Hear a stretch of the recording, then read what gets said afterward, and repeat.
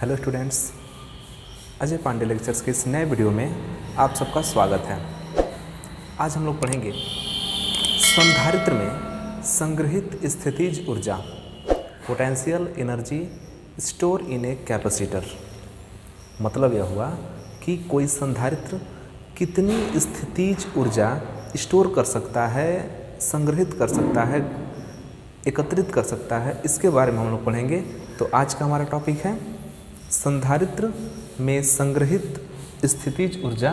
तो यहाँ हमने लिखा है संधारित्र में संग्रहित स्थितिज ऊर्जा, potential energy store in a capacitor. तो जैसा कि आप लोग जानते हैं कि कोई भी संधारित्र है तो बेसिकली संधारित्र का काम क्या होता है कि आवेश को स्टोर करना। हम लोग संधारित्र का उपयोग क्यों करते हैं? आवेश को स्टोर करने में करते हैं। मतलब कि जब संधारित्र पर आवेश स्टोर किया जाता है तो उसमें कहीं ना कहीं स्थितिज ऊर्जा भी एकत्रित होती है, स्थितिज ऊर्जा भी स्टोर होता है। तो आज हम उसी के बारे में बात करेंगे। तो आप लोग जानते हैं कि जब भी संधारित्र को आवेशित किया जाता है तो संधारित्र को आवेशित करने में हमको बाहर से कार्य करना पड़ता है। ध्यान से समझिएगा, संधारित्र को आवेशित करने के लिए हमको बाहर से कुछ कार्य करना पड़ता है और वही कार्य उस संधारित्र में स्थितिज ऊर्जा के रूप में एकत्रित हो जाता है और उस ऊर्जा को हम कहते हैं उस संधारित्र की स्थितिज ऊर्जा या उस संधारित्र की वैद्युत स्थितिज ऊर्जा। एक बार पुनः सुन लीजिए कि जब किसी संधारित्र को आवेशित किया जाता है तो उस संधारित्र को आवेशित करने में हमको बाहर से कुछ कार्य करना पड़ता है। वही कार्य उस संधारित्र में स्थितिज ऊर्जा के रूप में एकत्रित हो जाता है, जिसको उस संधारित्र की स्थितिज ऊर्जा या वैद्युत स्थितिज ऊर्जा कहते हैं। अब इसको ज्ञात कैसे करें, इसका फार्मूला हमको निकालना है। संधारित्र की स्थितिज ऊर्जा का फार्मूला निकालना है। तो बेसिकली कोई भी संधारित्र है तो मान लेते हैं कि एक संधारित्र है जिसकी धारिता कितनी है, C है। हम मान लेते हैं कि एक संधारित्र है जिसकी धारिता C है और उस C संधारित्र वाले धारिता को Q आवेश दिया गया, C संधारित्र वाले धारिता को Q आवेश दिया गया तो उस पर वोल्टेज, उसका विभवांतर कितना हो गया या उसका विभव में परिवर्तन कितना हो गया, विभव कितना हो गया, V हो गया। तो आप फार्मूला जानते हैं, C इक्वल टू फार्मूला होता है Q बाई V। हम लोग फार्मूला क्या जानते हैं, C equal to Q by V। तो यहाँ हम लिखेंगे, हम लोग क्या निकालने जा रहे हैं, हम लोग निकालने जा रहे हैं कि संधारित्र में संग्रहित स्थितिज ऊर्जा, किसी संधारित्र की स्थितिज ऊर्जा को कैसे निकालते हैं। तो यहाँ पर लिखा जाएगा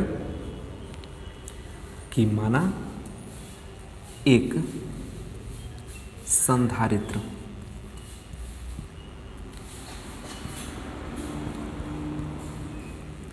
जिसकी धारिता C है, उसे Q आवेश दिया जाता है या Q आवेश से आवेशित किया जाता है। Q आवेश दिया जाता है जिससे उसका विभव भी हो जाता है।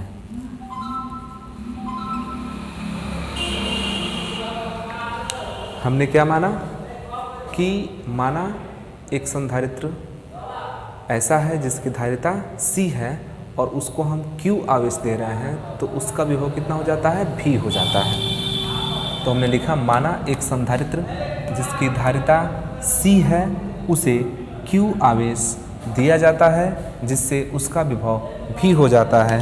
तो हम लोग जानते हैं, तो C equal to Q by V। तो हम लोग क्या जानते हैं, C equal to Q by V और इसको हम इक्वेशन नंबर 1 बना लेते हैं। ज़रूरत पड़ेगा तो हम इसको मॉडिफाई करेंगे, आवश्यकता अनुसार यहाँ से हम कुछ नए पॉइंट्स निकालेंगे। फिलहाल अभी क्या जानिए कि माना एक संधारित्र जिसकी धारिता C है उसे Q आवेश दिया जाता है जिससे उसका विभव V हो जाता है, तो C इक्वल टू फार्मूला हो जाता है Q/V। या इसको इक्वेशन नंबर 1 मानिए, या यहाँ से अगर ज़रूरत पड़े अगर हमको Q निकालने की तो Q इक्वल टू हम यहाँ से क्या लिख सकते हैं, C भी लिख सकते हैं। इसको आप इक्वेशन नंबर 1 लिख लीजिए। इक्वेशन नंबर 1 के तौर पर हम इसको भी उपयोग कर सकते हैं, इक्वेशन नंबर 1 के तौर पर हम यहाँ से भी उपयोग कर सकते हैं। जिसकी आवश्यकता पड़ेगी हम उसका उपयोग करेंगे। अब यहाँ पर चूँकि हम इसको Q आवेश दे रहे हैं, जो हमारा संधारित्र है इसको हम Q आवेश दे रहे हैं, तो Q आवेश को देने में हमको कुछ बाहर से कार्य करना पड़ रहा है और उसी कार्य को हम क्या कर रहे हैं, उसकी वैद्युत स्थितिज ऊर्जा या स्थितिज ऊर्जा कर रहे हैं। तो आप सोचिए कि क्या इसको हम एक ही बार Q आवेश दे देंगे? क्या संधारित्र को एक ही बार Q आवेश दिया जा सकता है? नहीं दिया जा सकता है, क्योंकि जब हम संधारित्र को आवेश देना शुरू करेंगे तो पहले धीरे धीरे उस पर आवेश एकत्रित होगा। जैसे मान लीजिए कोई बाल्टी है, उसमें पानी भरना चाहते हैं, तो क्या एक ही बार उसको भर सकते हैं? नहीं भर सकते हैं। जब पानी डालना शुरू करेंगे तो बाल्टी धीरे धीरे भरेगा और एक समय के बाद से क्या हो जाएगा, पूरा भर जाएगा। ठीक उसी प्रकार हम आवेश जब देना शुरू करेंगे धारिता पर तो एक ही बार तो Q देंगे नहीं, हम धीरे धीरे करके आवेश देंगे तो उस पर धीरे धीरे आवेश स्टोर होगा। और मान लीजिए कि कुछ समय बाद उस पर कितना आवेश स्टोर हो जाता है, Q आवेश स्टोर हो जाता है और उसका विभव कितना हो जाता है, V हो जाता है। तो C equal to Q/V। It implies that लिख सकते हैं Q इक्वल टू CV। जैसा होगा हम वैसे जानबूझ के हम इन दोनों को लिख दिए कि अगर इसकी आवश्यकता पड़ेगी तो इसे यूज कर लेंगे, इसकी आवश्यकता पड़ेगी तो हम इसको यूज कर लेंगे। तो ये हुआ संधारित्र के लिए C इक्वल टू Q/V। अब इसके दूसरे फैक्ट में आते हैं कि एक ही बार हम Q आवेश दे नहीं पाएंगे, धीरे धीरे करके Q आवेश देंगे, या मतलब आप उसको करंट देना शुरू किए तो एक ही बार तो आवेश Q पहुंचेगा नहीं, कंटिन्यू धीरे धीरे कुल मिला के तब जाकर लास्ट में Q आवेश पहुंचेगा, Q आवेश स्टोर होगा। तो हम मान लेते हैं, वैसे देखिए हमको निकालना क्या है कि इस Q आवेश को देने में कितना कार्य हुआ, हमको कितना कार्य करना पड़ा, क्योंकि इस Q आवेश को देने में मतलब कि धारिता को जो संधारित्र है जिसकी धारिता C है, उस संधारित्र को Q आवेश देने में जितना कार्य होगा वही कार्य हमारा क्या कहलाएगा, वैद्युत स्थितिज ऊर्जा कहलाएगा। तो एक ही बार Q आवेश को देने में किया गया कार्य हम नहीं निकाल पाएंगे, तो हम क्या करते हैं कि हम मान लेते हैं कि हम एक सूक्ष्म आवेश dQ दिए तो सूक्ष्म कार्य dW हुआ। अब यहाँ पर dQ का लॉजिक क्या है कि जैसे मान लीजिए कि ये तो संपूर्ण दिया गया आवेश है ना, हमने कुल कितना आवेश दिया, तो Q आवेश दिया, तो एक ही बार Q आवेश को देने में किया गया कार्य नहीं निकाल सकते हैं। हम क्या करेंगे कि एक छोटे से हिस्से, छोटा सा आवेश को देने में अगर किया गया कार्य निकल जाए तो हम बड़ा आवेश देने में भी किया गया कार्य निकाल सकते हैं। जैसे अगर एक मार्कर या एक पेन का दाम अगर पता हो, एक कलम का दाम कितना है, तो हम आसानी से कितना भी ज़्यादा कलम हो, 1000 लाख, उन सब का दाम आसानी से निकाल सकते हैं। ठीक उसी प्रकार अगर इस छोटे से आवेश को देने में या इस छोटे से आवेश को संधारित्र को देने में किया गया कार्य हमको पता हो जाए तो बड़े आवेश को देने में भी किया गया कार्य आसानी से निकाल सकते हैं। तो यहाँ पर एक सूक्ष्म आवेश dQ की कल्पना करते हैं हम मान लेते हैं कि एक सूक्ष्म आवेश dQ को संधारित्र को dQ आवेश संधारित्र को हम दे रहे हैं, तो उससे किया गया कार्य कितना है, dW है। यहाँ पर लिखेंगे माना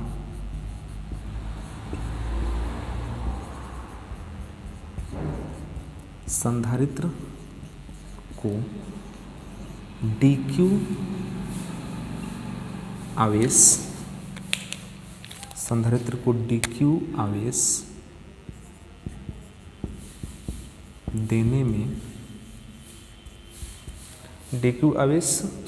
देने में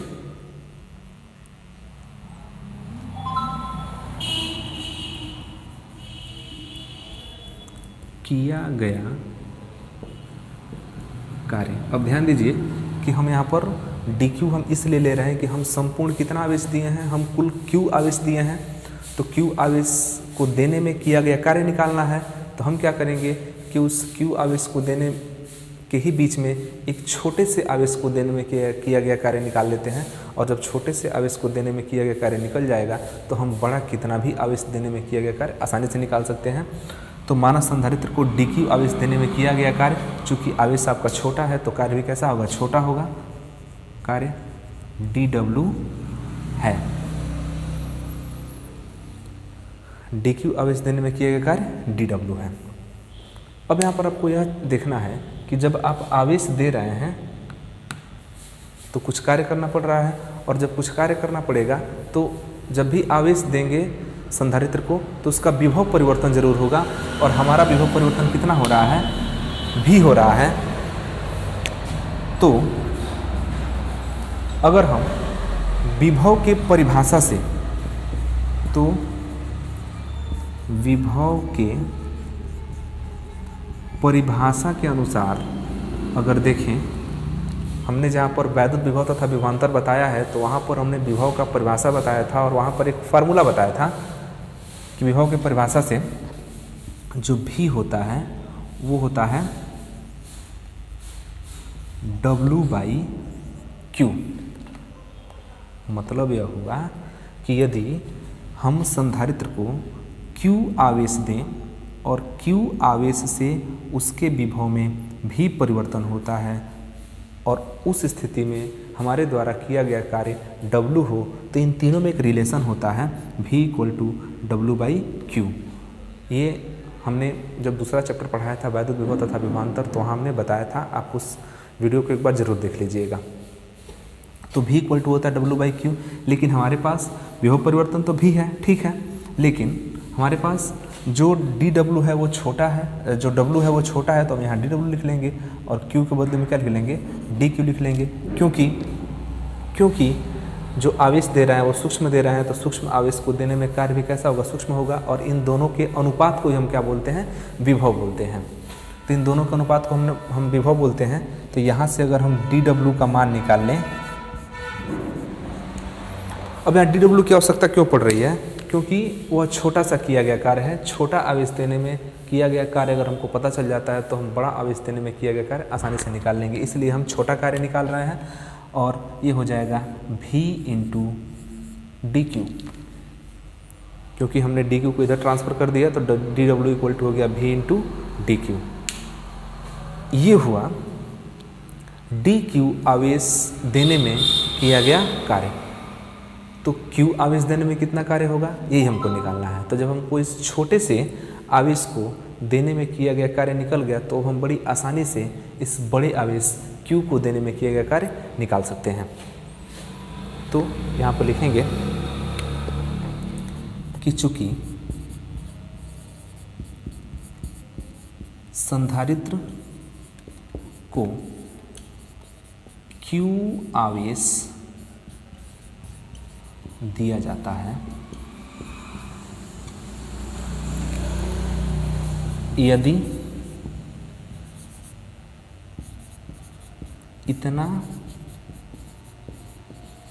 आवेश देने में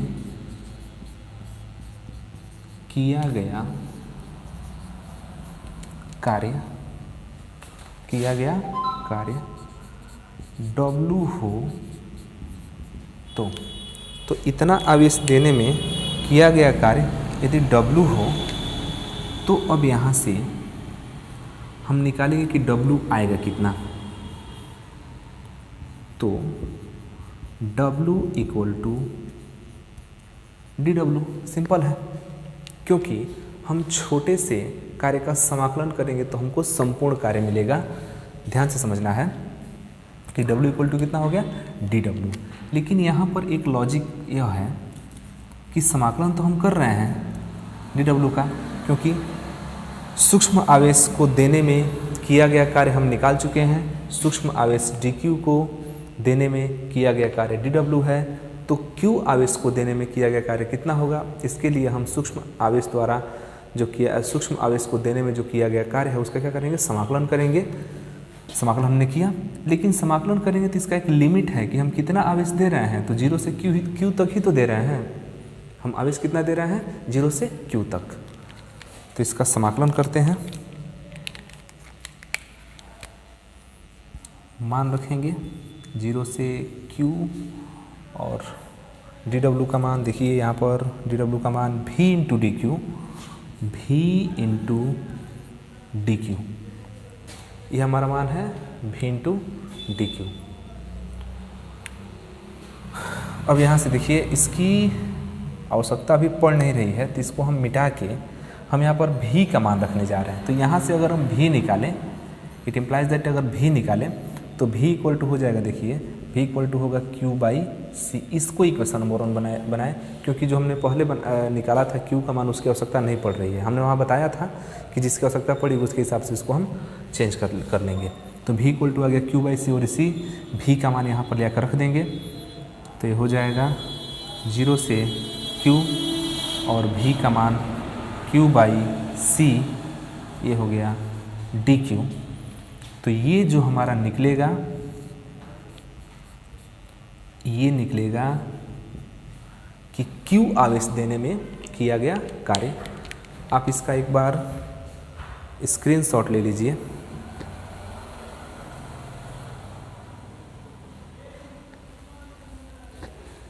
क्योंकि हम इसको मिटाएंगे। एक बार हम पुनः समझा दें कि संधारित्र में संग्रहित स्थितिज ऊर्जा का मतलब क्या होता है। संधारित्र में संग्रहित स्थितिज ऊर्जा का मतलब यह होता है कि वह संधारित्र कितना स्थितिज ऊर्जा अपने अंदर स्टोर करेगा, एकत्रित करेगा।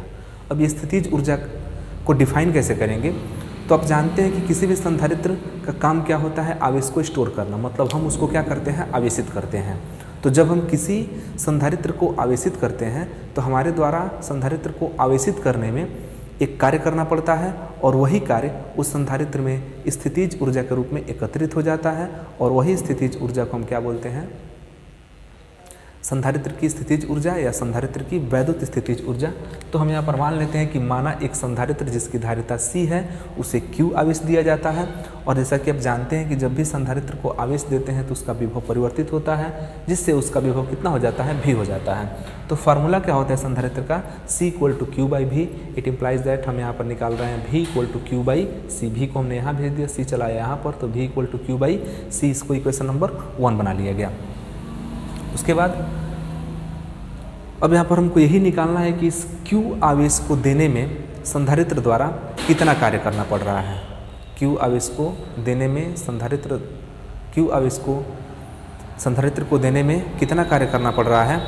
तो यहाँ पर डायरेक्टली हम Q आवेश को देने में किया गया कार्य नहीं निकाल सकते हैं। तो हम क्या करेंगे कि छोटे से आवेश को देने में किया गया कार्य निकालेंगे, और जब छोटे से आवेश को देने में किया गया कार्य निकल जाएगा तो उसी हिसाब से हम बड़े आवेश को देने में किया गया कार्य आसानी से निकाल लेंगे। तो उसके लिए हमने क्या किया कि माना संधारित्र को dQ आवेश देने में किया गया कार्य dW है। यहाँ पर आवेश छोटा है तो किया गया कार्य भी कैसा होगा, छोटा होगा। तो विभव के परिभाषा से, विभव का परिभाषा क्या होता है कि वह किया गया कार्य और दिया गया आवेश दोनों के अनुपात को हम क्या बोलते हैं, विभव बोलते हैं। तो V इक्वल टू हो जाता है dW बाई dQ, ये विभव के परिभाषा से है। आप एक बार उस वीडियो को जरूर देखिए जहाँ पर हमने वैद्युत विभव का परिभाषा बताया है। तो ये परिभाषा से हो गया V equal to dW by dQ। हमने यहाँ पर dW का मान निकाला क्योंकि उस सूक्ष्म आवेश को देने में किया गया कार्य ही निकालना है। तो हमने यहाँ पर dW निकाला तो dQ को ट्रांसफर कर दिया गया इधर, तो dW equal to V into dQ।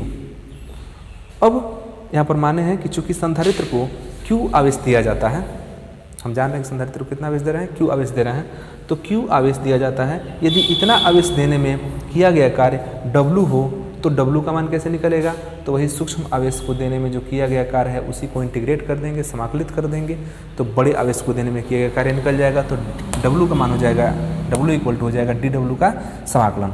और समाकलन भी करेंगे तो यहाँ एक लिमिट है कि आवेश हम कितना दे रहे हैं, तो 0 से Q तक। तो यहाँ पर हमने लिमिट लगा दिया 0 से Q तक। dW का मान हमने रखा V इंटू dQ। देखिए यहाँ पर dW का मान हमने रखा V इंटू dQ और V का मान हमने समीकरण 1 से उठा कर रख दिया Q बाई C। अब इसको हम मिटा रहे हैं। तो आप एक बार हम पुनः बता दें, स्क्रीनशॉट ले लीजिए।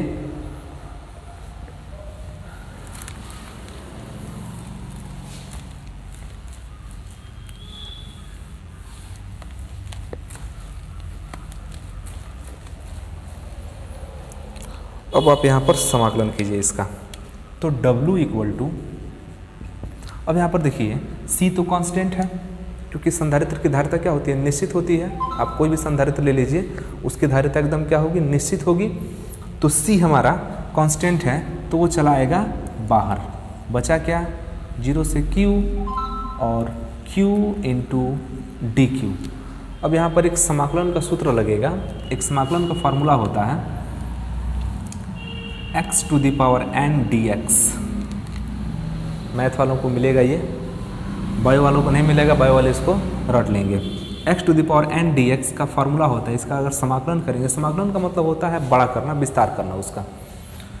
तो इसका जो पावर होता है ना, वो पावर एक बढ़ जाता है। जो भी पावर होता है उसमें 1 प्लस हो जाता है, और जो पावर अब 1 प्लस होने के बाद से क्रिएट होता है, बनता है, उसी का हम क्या कर देते हैं, भाग कर देते हैं। तो ठीक वही चीज़ यहाँ पर भी होगा। W इक्वल टू 1/c तो पहले से है, 1/c यहाँ पर पहले से मौजूद है। अब यहाँ पर देखते हैं कि Q का जब हम समाकलन करेंगे, ध्यान से समझिएगा, जब हम Q का यहाँ पर समाकलन करेंगे तो Q का समाकलन देखिए, इसका कुछ नहीं है, पावर तो 1 है, और हमने बताया है कि पावर में क्या होता है, एक ऐड हो जाता है।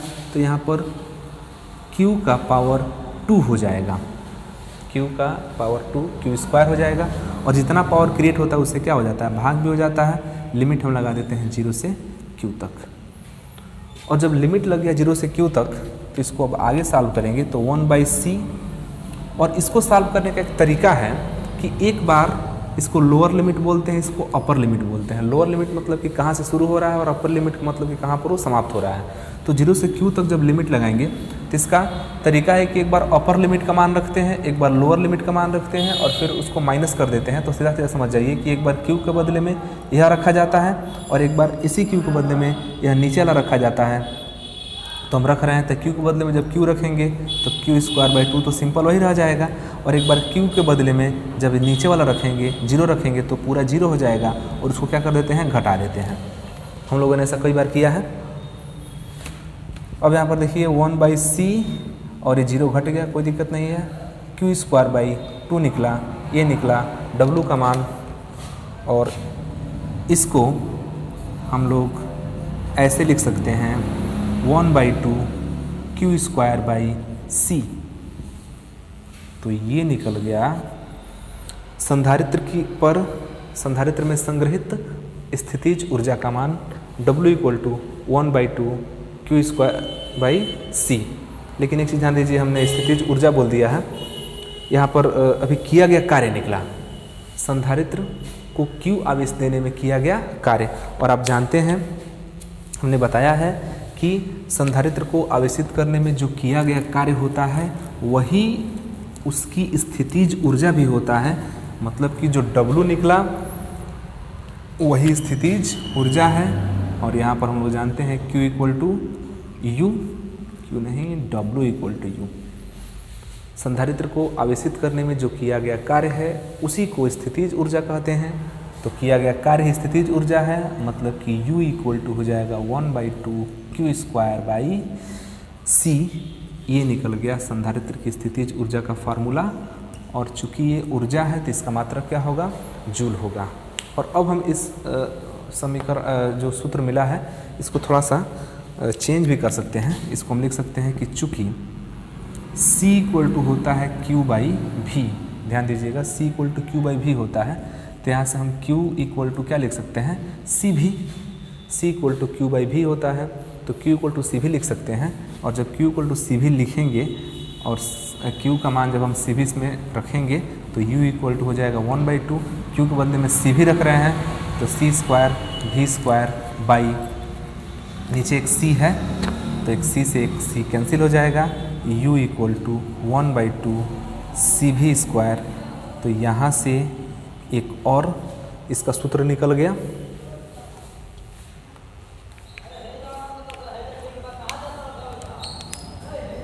इसके बाद पुनः इसी में हम C इक्वल टू Q/V अगर भी रख दें, C इक्वल टू Q/V, तो U का एक और सूत्र निकल जाएगा 1/2, और इस C के बदले में हम रख रहे हैं Q/V, और ऑलरेडी यहाँ पर V भी स्क्वायर है तो इस भी से एक भी कटेगा, तो u equal to 1/2 q into V. तो यहाँ पर 3 फार्मूला निकला संधारित्र की स्थितिज ऊर्जा के लिए। u equal to 1/2 q square by C, u equal to 1/2 C V square, u equal to 1/2 q into V. और सबका मात्रक क्या होगा? जूल होगा, क्योंकि सब क्या है? स्थितिज ऊर्जा है। इसका भी आप स्क्रीनशॉट ले लीजिए।